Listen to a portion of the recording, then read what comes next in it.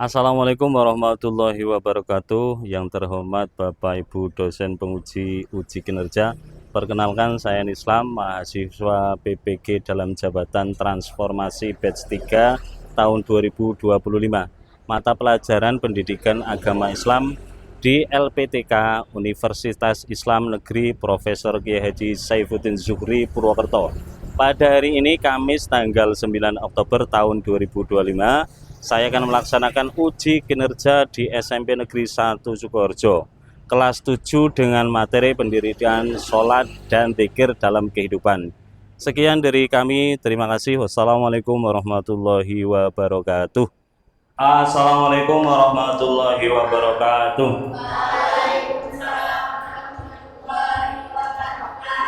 Selamat pagi anak-anak. Sebelum kita mulai pembelajaran, marilah kita berdoa terlebih dahulu. Doa dipimpin oleh ketua kelas. Silakan.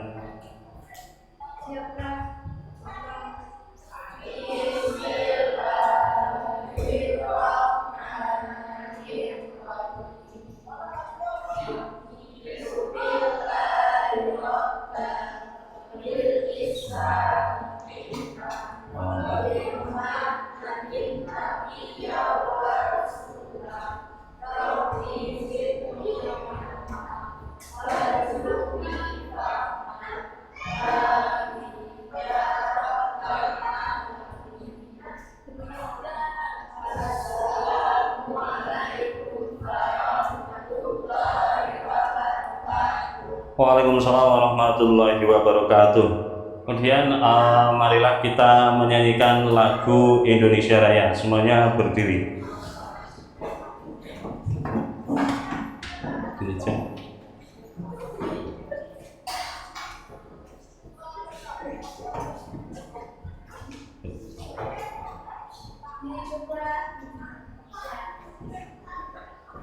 Indonesia tanah airku, tanah tumpah darahku.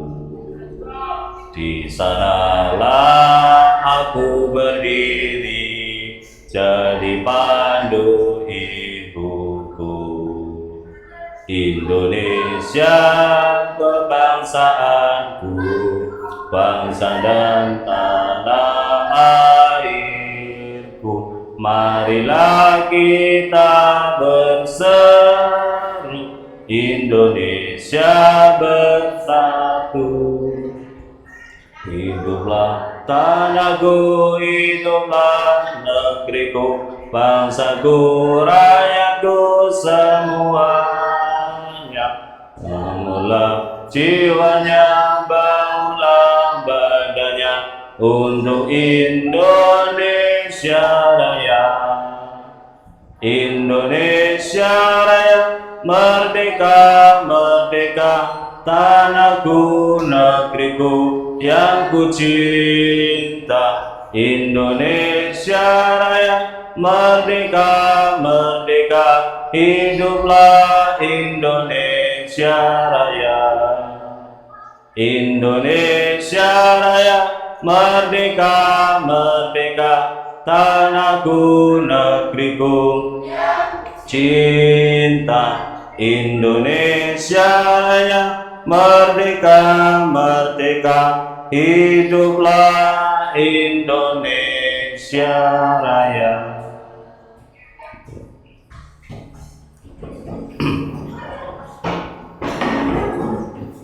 Oke, terima kasih. Hari ini yang tidak berangkat siapa? Semuanya berangkat ya. Alhamdulillah dalam keadaan sehat walafiat. Hari ini kita akan membahas bab sholat dalam buku paket, nanti bab ketiga yang berjudul menghadirkan sholat dan zikir dalam kehidupan. Ada yang tahu kenapa kita harus sholat? Ada yang tahu? Tidak. Kenapa kita kok harus sholat? Karena kewajiban. Ada lagi, karena apa? Nggak ada yang tahu. Nanti setelah pembelajaran ini kalian diharapkan mengerti kenapa kita harus sholat, ya.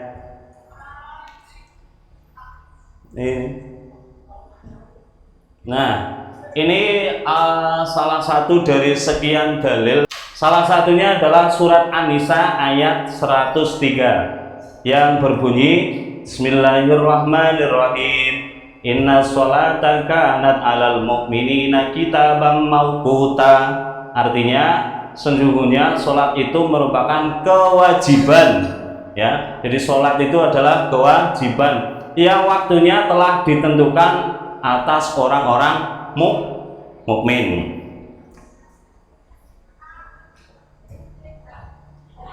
Kita simak video berikut.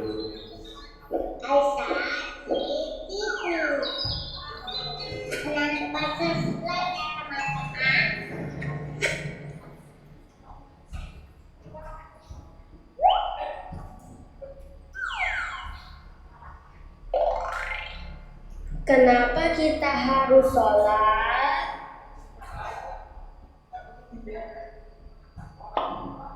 Dari mulai bangun tidur sampai mau tidur, kita selalu melaksanakan sholat.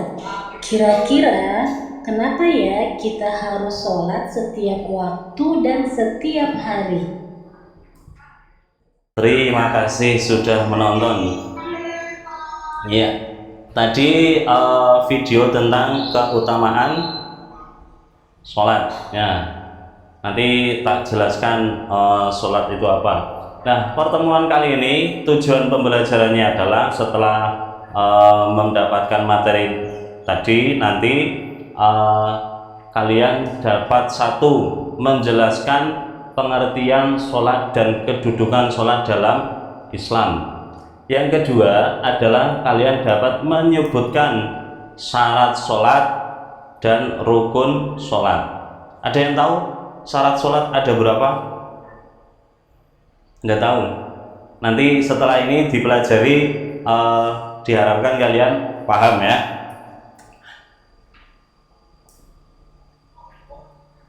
Nah, ini adalah sejarah dan dalil tentang kewajiban sholat.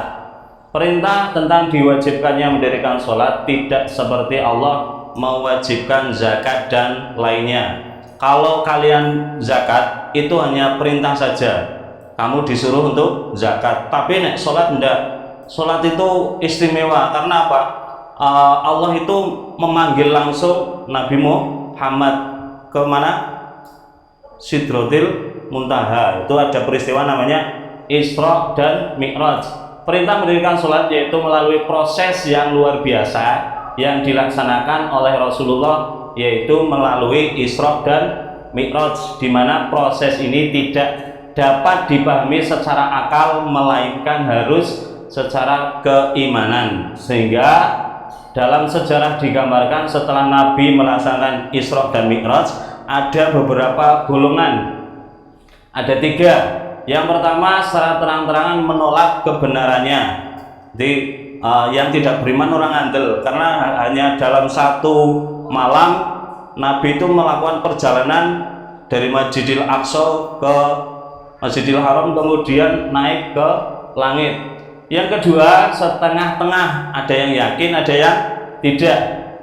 Kemudian ada yang yakin sekali kebenarannya. Dilihat dari prosesnya yang luar biasa, maka sholat merupakan kewajiban yang utama, yaitu mengerjakan sholat dalam menentukan amal-amal lainnya. Dan mendirikan sholat berarti mendirikan agama dan banyak lagi yang lainnya. Hadas besar itu disucikan dengan cara mandi wajib. Kalau hadas kecil disucikan dengan cara berwudu, ya. Berarti harus suci dari hadas besar dan hadas kecil. Yang kedua adalah suci pakaiannya, badan dan tempat dari najis. Jadi sebelum sholat kalian harus bersih dulu, pakaiannya harus bersih, kemudian badannya juga harus bersih dari najis, tempatnya juga bersih dari najis. Yang ketiga, menutup aurat. auratnya anak laki-laki dari mana sampai mana? Dari pusar sampai ini dengkul. Jadi nek sholat sementing wudele karo dengkule ketutupin sah. Putri, auratnya seluruh anggota badan kecuali wajah dan telapak tangan, ya, itu aurat. Kemudian adalah menghadap kiblat. Kiblat kita kemana arahnya? Ke barat, karena Arab nang kulon. Yang kelima adalah masuk waktu sholat. Yang keenam, mengetahui rukun-rukun sholat. Nah, ini nanti juga kita bahas. Rukun sholat itu ada 17. Hafal? Kalau tidak hafal nanti dihafalkan. Yang ketujuh, tidak meyakini bahwa diantara rukun sholat adalah sunnahnya. Yang kedelapan, menjauhi semua yang membatalkan sholat. Jadi ada 8. Nanti di buku ini sudah ada, nanti bisa lihat. Yang selanjutnya rukun sholat. Tadi ada berapa? 17. Ini biar kalian seneng, ada lagunya, dihafalkan. Rukun sholat 17 semuanya. Yang pertama niat di dalam hatinya, 2 sempurna takbiratul ihramnya, 3 berdiri pada sholat fardunya, 4 harus membaca fatihahnya dengan tartil sesuai hukum tajwidnya, 5 ruku dengan ruku yang sempurna, 6 tumanina di dalam rukunya.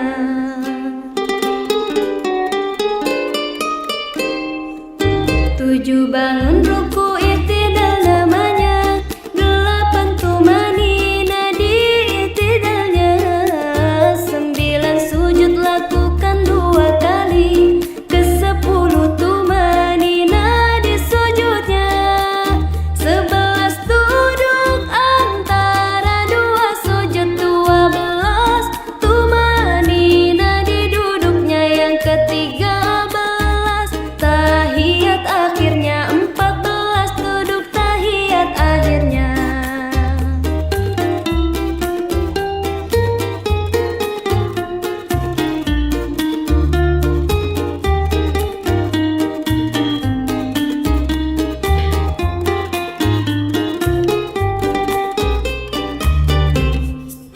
Lima belasnya baca sholawat salam atas Nabi Sallallahu Alaihi Wasallam. Pada saat duduk tahiyat akhirnya, 16 assalamualaikum. Ke arah kanan itu wajib hukumnya, ke arah kiri itu sunnah hukumnya. 17-nya tertib haruslah paham, itulah macam-macamnya rukun sholat. Itulah macam-macamnya rukun sholat. Itulah macam-macamnya rukun sholat. Hafal? Itu rukun sholat. Nah, sekarang kalian membagi menjadi 4 kelompok. Silakan, saya beri waktu 2 menit untuk menjadi kelompok. 1 kelompok berarti isinya bisa 5, ya. Anak putra menjadi 2, ya. Anak putra 2 kelompok, anak putri 3 kelompok, ya. Silakan, ayo, di bangkunya dirapatkan menjadi. Nanti tugasnya adalah kalian membuat peta konsep. 1 tentang pengertian dari sholat itu sendiri, dalilnya. Dalil itu kalau ndak Al-Quran berarti hadis. Kemudian ada syarat dan rukunnya sholat. Bisa buka buku paket, kemudian ini ada referensi. Silakan, ayo buat kelompok. Nah ini sholat.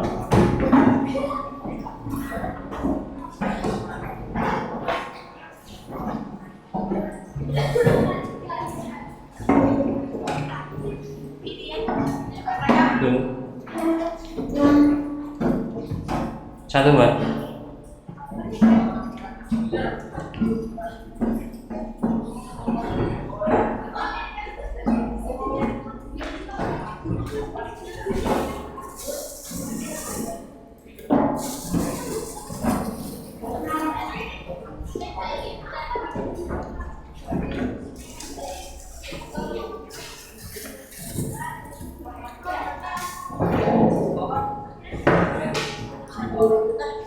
Nah,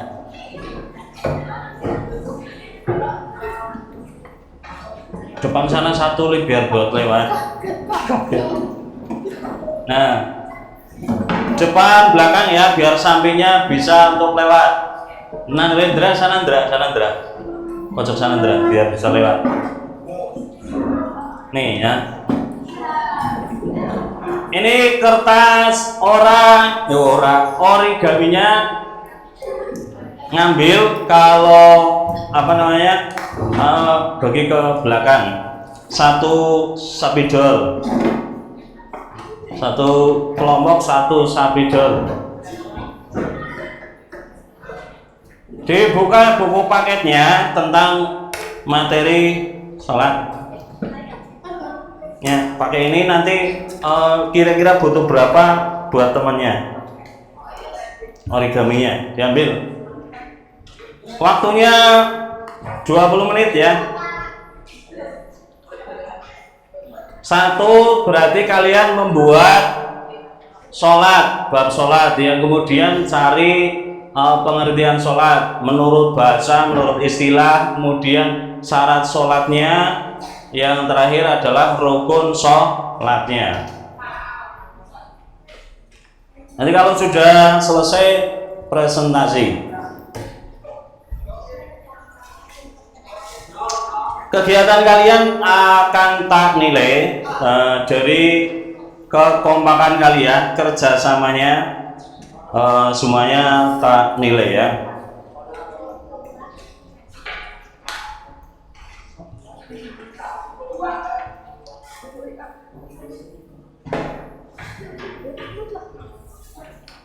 Ini ambil dulu, nanti bagikan.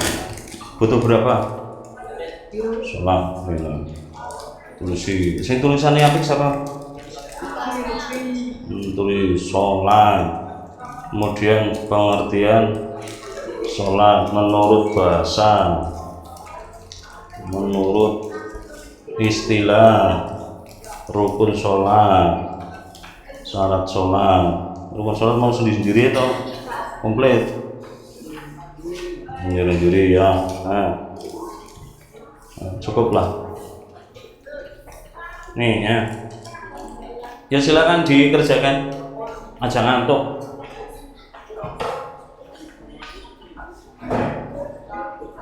Kasih saya satu. Ditulis kemudian ditempel. Lemnya ada di sini ya. Kalau botol lem ambil.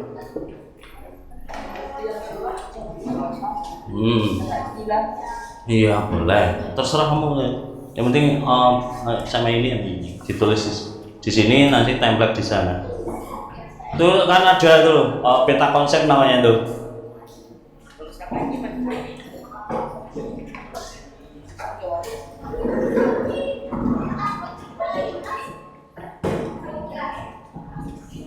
Yo, saya tulisannya ambil.